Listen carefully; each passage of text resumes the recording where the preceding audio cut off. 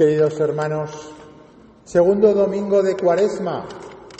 El domingo pasado, si recuerdan, empezamos con las tentaciones y en este tenemos la transfiguración que acabamos de proclamar. Estos dos evangelios siempre se repiten todos los años. Luego los tres que siguen cambiarán dependiendo del ciclo en el que estemos. En el ciclo A, que es en el que estamos este año, leeremos los evangelios que leían los catecúmenos, aquellos que se iban a bautizar en la noche de Pascua. Y luego la Iglesia introdujo otros dos ciclos, el ciclo B y el ciclo C, con otros evangelios que también nos pueden ayudar durante la Cuaresma.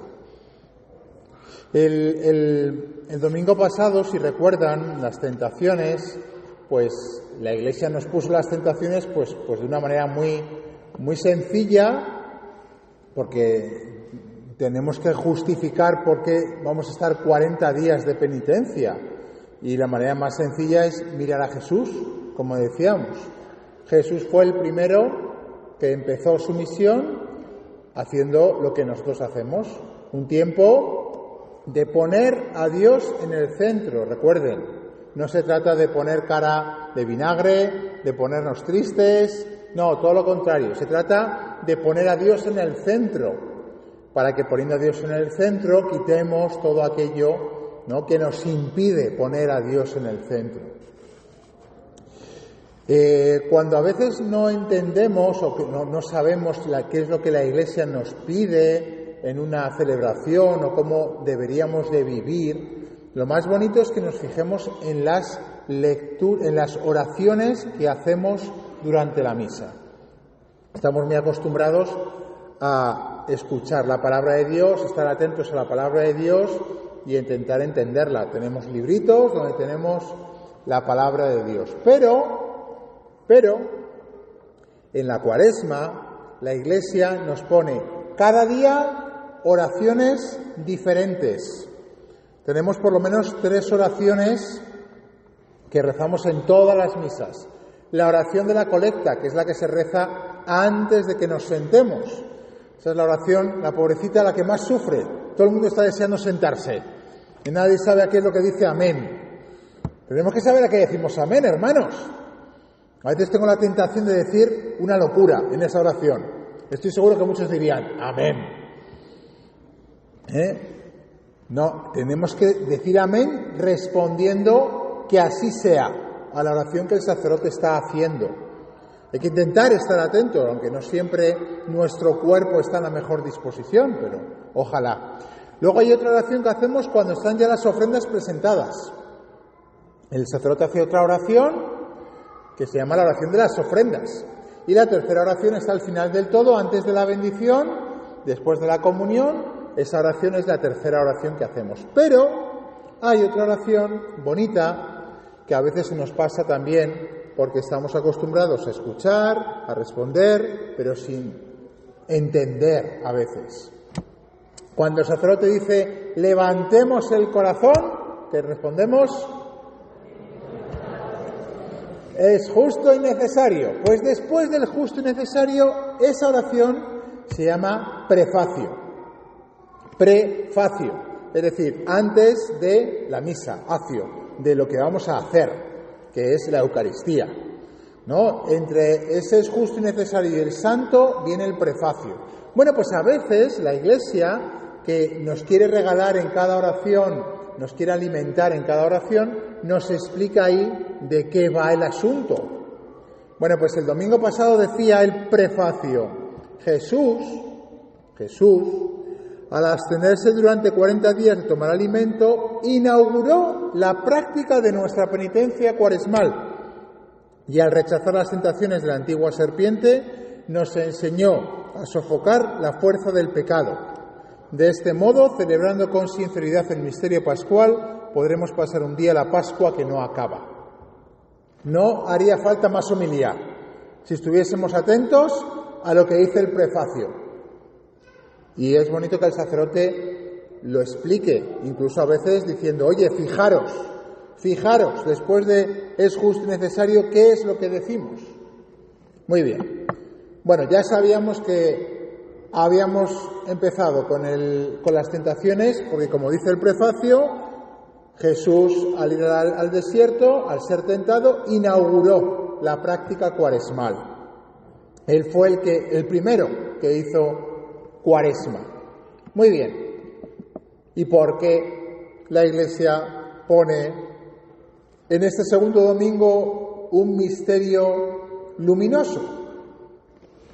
Porque aquí no vemos a Jesús sufrir, no lo hemos tentado, todo lo contrario, está en un momento luminoso, donde aparece lo que está detrás, que normalmente no le veían los discípulos, como en la película de Superman, cuando Superman se abría así el pecho, y aparecía el traje que tenía debajo, el superhéroe que está escondido detrás del personaje. Eso es lo que pasa en la transfiguración. Los discípulos ven la gloria de Dios. Y Pedro, que está borracho de gloria, no de tomar, sino de gloria, dice, quedémonos aquí, que estoy borracho y es gratis. Y le dice Jesús, no, todavía no hemos llegado al cielo. Todavía no hemos llegado al cielo. Bueno, ¿por qué? ¿Por qué la Iglesia nos pone este misterio luminoso cuando estamos viendo a Jesús pelearse con el diablo y estamos nosotros haciendo penitencia? Bueno, pues los más listos de ustedes estarán pensando, pues lo sabremos en el prefacio, porque en el prefacio la Iglesia lo explicará. Pues efectivamente, la Iglesia lo explica. Dice, Jesús, después de anunciar su muerte a los discípulos, les mostró en el Monte Santo el resplandor de su luz para testimoniar, de acuerdo con la ley y los profetas, que por la pasión se llega a la resurrección. ¿Qué es lo que nos está diciendo este prefacio? Que igual que el domingo pasado mostramos el comienzo de la Cuaresma, desierto, tentaciones, penitencia, pelearnos con el diablo, en ese segundo domingo, ¿en qué nos fijamos? En el final. En el final. En lo que pasará después. Luego el primer domingo el principio, el segundo domingo el final. De tal manera que entendamos que todo lo que vamos a vivir estos 40 días es para que lleguemos al final. Lo dice. Para que, testimoniando su gloria, entendamos que por la pasión se llega a la resurrección. Esto lo sabemos en nuestra vida. Lo hemos oído muchas veces en el Evangelio. Hemos oído que Jesús dice en el Evangelio continuamente, el que quiera ganar su vida, que la pierda por mí y por el Evangelio. El que quiera ganar su vida, que la pierda por mí. Y el que gane su vida sin mí, la perderá. Lo sabemos. Sabemos que para llegar a la resurrección hay que pasar por la pasión. Pero no está de más que la Iglesia nos recuerde por qué hacemos esto. ¿Por qué hemos empezado a pelearnos con el diablo? Porque a veces estamos tan metidos en la lucha, estamos tan metidos en nuestro día a día, que se nos olvida para qué estamos peleando. ¿Por qué hay que sacar un matrimonio adelante y hay que evitar que el demonio rompa las familias, rompa los matrimonios? Pues porque Dios nos ama como se ama o se debería amar un matrimonio. Por eso los matrimonios en la Iglesia Católica son indisolubles, no se pueden romper. ¿Por qué? Porque el amor de Dios es indisoluble, no se rompe nunca, jamás, el amor de Dios por nosotros. Y el matrimonio tiene que ser aquí en la tierra un símbolo de eso mismo, de ese amor. Pero como se nos olvida a veces y estamos metidos en el día a día, pues entonces perdemos la perspectiva de dónde queremos llegar. Si decíamos antes que el prefacio nos ayuda, la Iglesia tiene muchas oraciones que nos pueden ayudar más todavía. En concreto, algunos de ustedes seguro que han oído hablar de los laudes, las vísperas. Bueno, son oraciones que la Iglesia tiene que se llaman la liturgia de las horas. Son 7 oraciones que la Iglesia hace a lo largo del día. Los sacerdotes estamos obligados a hacerlas. Y muchos laicos como ustedes empiezan cada vez más a hacerlas porque no saben cómo rezar y dicen, pero si lo tengo en mi móvil. Si yo me meto en esta aplicación y tengo, por la mañana puedo rezar laudes, por la tarde puedo rezar vísperas, por la noche completas, 2, 3, 5 minutos como mucho, y tengo algo que rezar, que reza toda la Iglesia. Eso es muy hermoso, somos católicos. Lo que hoy estamos oyendo aquí se está escuchando en la otra parte del mundo. Lo mismo, exactamente. No somos como las iglesias protestantes, que hay miles, millones y cada uno de su padre y de su madre. No. Somos católicos. Luego es bonito rezar la liturgia de las horas. Pues en la liturgia de las horas hay una de las oraciones que se llama el oficio de lectura. Y el oficio de lectura tiene 2 textos.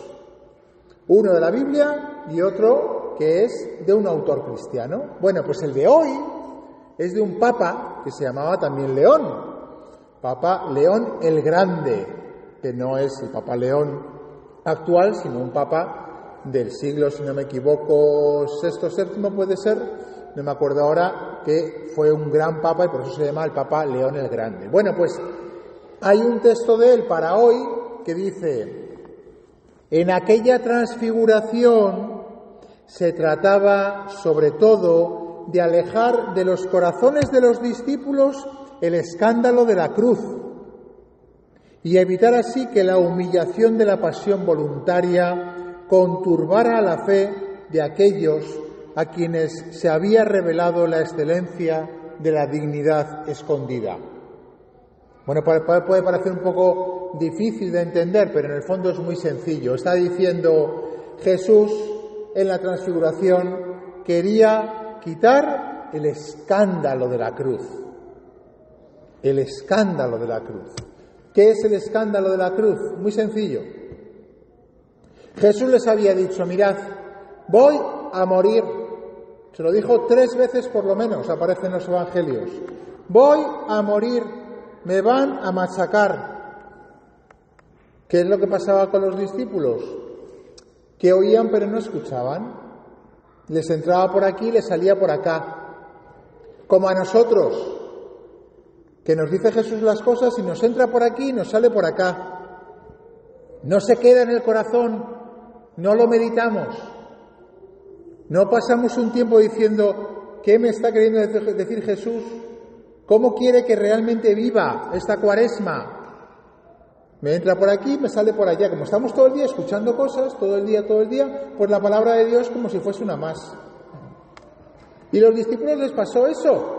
Y Jesús, que sabía que no escuchaban, dijo: voy a mostrarles quién soy yo verdaderamente en la transfiguración, para que cuando llegue la cruz no se escandalicen. Ese es el escándalo de la cruz. No se escandalicen. Y aún así veremos que en la pasión los discípulos salieron corriendo, le abandonaron todos. Pedro le negó, Judas le traicionó y solamente Juan estuvo al pie de la cruz. Luego Jesús estaba acertado cuando dijo que los discípulos se iban a escandalizar. Y esto es lo que nos pasa también a nosotros, hermanos. A nosotros la cruz no se escandaliza. No nos gusta la cruz. Nos escandaliza que nos digan que vamos a sufrir. Bueno, pues os lo digo claramente a cada uno de ustedes. El que quiera ser cristiano será el más perseguido. El que más cristiano quiera ser de aquí será el más perseguido de todos ustedes.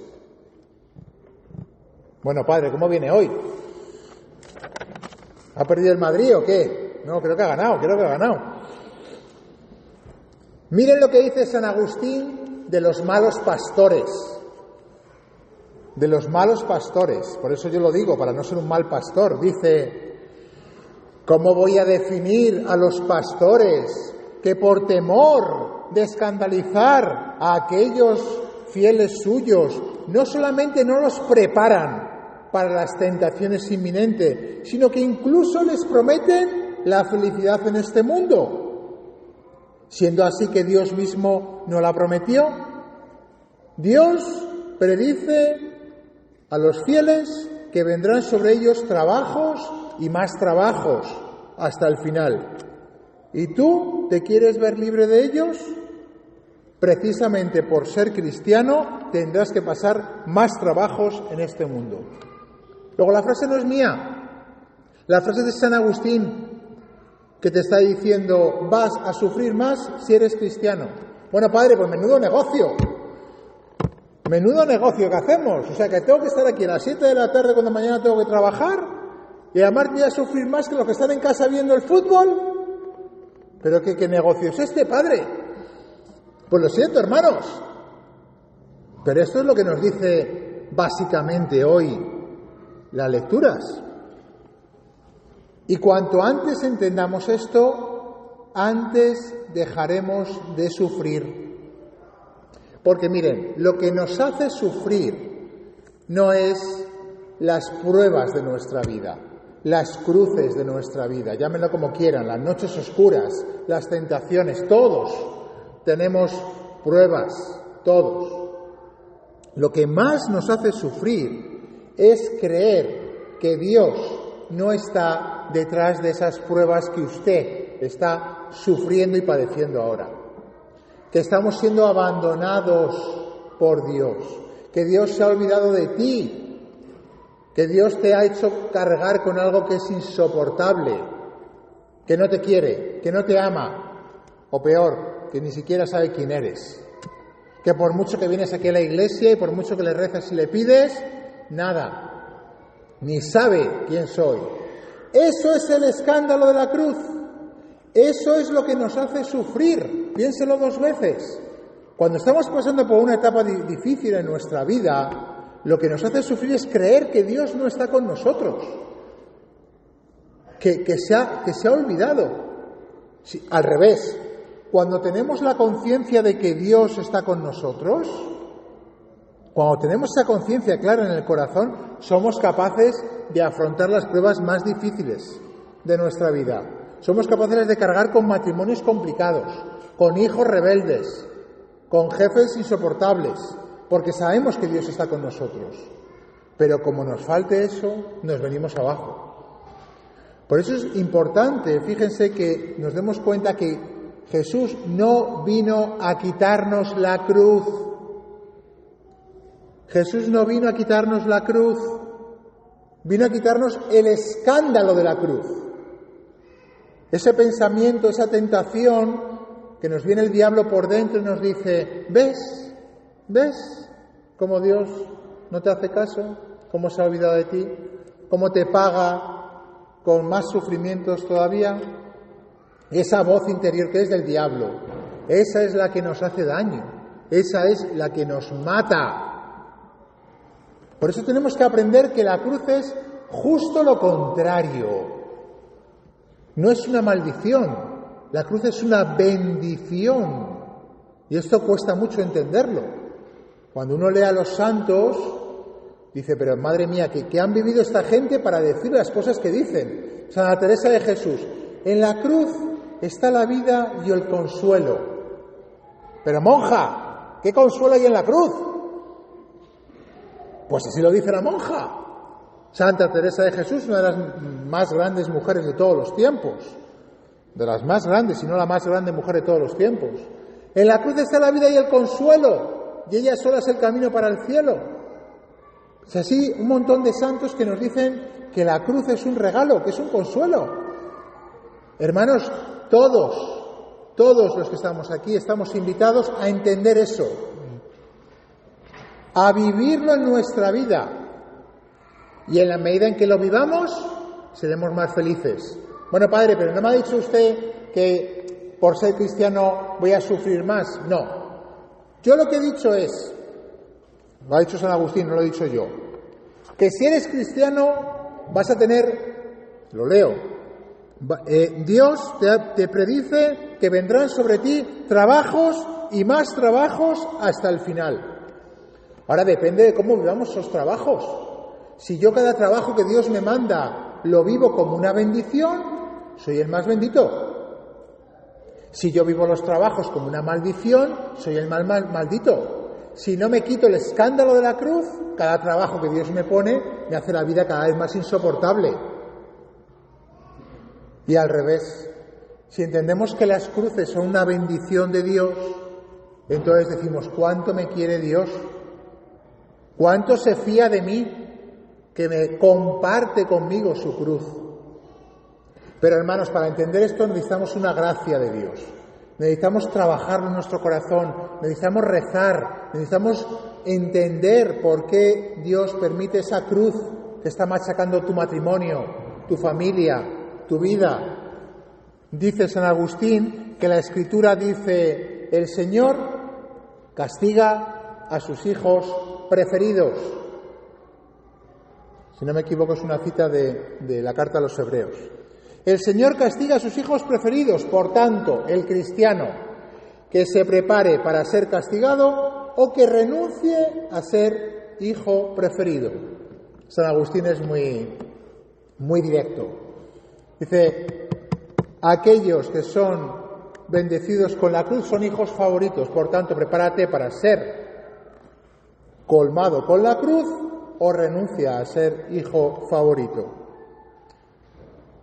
Dice otro autor, Jesús sufrió hasta la muerte, no para que usted no sufriese, sino para que su sufrimiento fuese como el suyo. Es una frase muy hermosa que he escuchado esta semana y que me ha acompañado durante toda esta semana. Jesús sufrió para que cuando usted sufra pueda pensar en su corazón, estoy pareciéndome más a Jesús. Estoy compartiendo la vida de Jesús. Estoy compartiendo lo más precioso que Jesús tuvo, que abrazó, que buscó, que es la cruz. Algunos autores han llamado a la cruz el lecho nupcial. El lecho nupcial, es decir, donde se aman los esposos, donde se concibe la vida, así es como pintan la cruz algunos autores espirituales. Porque ahí es donde Dios nos ha amado, con un amor íntimo, con su propio cuerpo, derramando sangre, amando de verdad. Por eso, si somos capaces en esos momentos de sufrimiento de vislumbrar que estamos compartiendo el lecho nupcial con Jesús, hermanos, ¿qué es eso? Es una locura de amor, pero nos cuesta tanto verlo así. Nos es tan difícil tener fe para realmente creer que eso está pasando cuando tengo una prueba en mi matrimonio, en mi familia, en mi trabajo, en todas las circunstancias de nuestra vida que normalmente nos hacen que nos desanimemos, que nos desplomemos, que perdamos la fe, que creamos que Dios no está con nosotros. Pero cuando el escándalo de la cruz se quita, se desvanece, entonces nos damos cuenta de que todo lo contrario. Cuando Dios ha permitido una cruz, no es que Él te la haya mandado, a veces simplemente Dios la permite, es decir, no la impide. Una muerte, una enfermedad, una situación dura, difícil, Dios no la impide, no la ha mandado seguramente, pero no la impide. Entonces uno entiende que en esas situaciones Dios ha dicho, este hijo mío puede acercarse más a mí, puede compartir más conmigo. Él ha confiado más en usted que usted mismo, porque todos nosotros tememos la cruz, todos nosotros tenemos miedo de sufrir. Luego, si nos dijese Jesús, ¿quieres compartir conmigo el lecho nupcial?, le diríamos, no, Señor, no, lo siento, no puedo, soy demasiado débil. Pero Dios te dice, no, te conozco y tú puedes amar más de lo que tú te crees. Y Él es el que se fía más de nosotros, nos toma más cerca de sí, nos pone en su lecho nupcial. Miren cómo dice el Papa León en ese oficio de lectura para hoy, que lo pueden leer si quieren. Que la predilección del Santo Evangelio sirva, por tanto, para la confirmación de la fe de todos. Que nadie se avergüence de la cruz de Cristo, gracias a la cual el mundo ha sido redimida. Que nadie tema sufrir por la justicia, ni desconfíe del cumplimiento de las promesas. Por eso hemos leído en la primera lectura la promesa de Abraham. Por eso estamos diciendo que la transfiguración nos dice, merece la pena, porque al final todo este sufrimiento lo que va a hacer es que la corona sea más grande, el premio sea mayor, que estemos más cerca de Cristo en el cielo, que tengamos un corazón más grande para amar, que no nos quedemos con un corazón así. Hermanos, déjenme que se lo diga claramente, el día que ustedes se casan, o no se casan, que es peor todavía, se van a vivir juntos por ahí, ese día no se quieren nada. Nada. Lo único que buscan muchas veces es su propio placer. El día que el sacerdote se ordena, no tiene ni idea de lo que está haciendo. Tiene orgullo y soberbia porque va a ser el centro de todo. No tiene ni idea de lo que significa repetir las palabras de Jesús en el altar. Por eso Jesús, durante nuestra vida matrimonial o la vida sacerdotal, va permitiendo las pruebas para que no nos quedemos con un corazón así de chico, para que agigantemos el corazón, para que amemos de verdad. Quizá nos engaña, podríamos decir, ¿verdad? Nos engaña para que nos metamos en el camino matrimonial, para que tengamos un hijo. Hoy hablaba con una familia y me decía, madre mía, si yo llego a saber lo que hubiese sufrido con cada hijo, no hubiese tenido ninguno. Pero si yo hubiese sabido lo mucho que voy a gozar con cada hijo, hubiese tenido los mismos que he tenido. Claro, porque detrás del sufrimiento, si quitamos el escándalo, está ese agigantar el corazón, hermanos. Hay una promesa que el Señor nos quiere conceder. Esa promesa que le concedió a Abraham. Fíjense lo que le dijo a Abraham. Mira al cielo. Así será tu descendencia. Son las promesas de Dios a lo grande, a lo bruto, a lo bestia. Jesús nos promete a lo grande. Por eso dice San Pablo en la segunda lectura, no se puede comparar la gloria que Dios nos tiene preparada con el sufrimiento de ahora. No se puede comparar. Pesa más la gloria. Y Jesús, Dios que es Padre, pero es un Padre bueno, un Padre firme, no un Padre mermelada, dice, no pasa nada porque mi hijo sufra, porque sé que mi hijo puede amar más, porque tiene el corazón así de raquítico, y mi hijo puede tener el corazón asá de grande. Que nadie tema sufrir por la justicia ni desconfíe del cumplimiento de las promesas, porque por el trabajo se va al descanso, por la muerte se pasa la vida, pues el Señor echó sobre sí toda la debilidad de nuestra condición. Si nos mantenemos en su amor, venceremos lo que Él venció y recibiremos lo que Él prometió. En efecto, ya se trate de cumplir los mandamientos o de tolerar las adversidades, nunca deje de resonar en nuestros oídos las palabras pronunciadas por el Padre. Este es mi Hijo, el amado, mi predilecto, escuchadlo.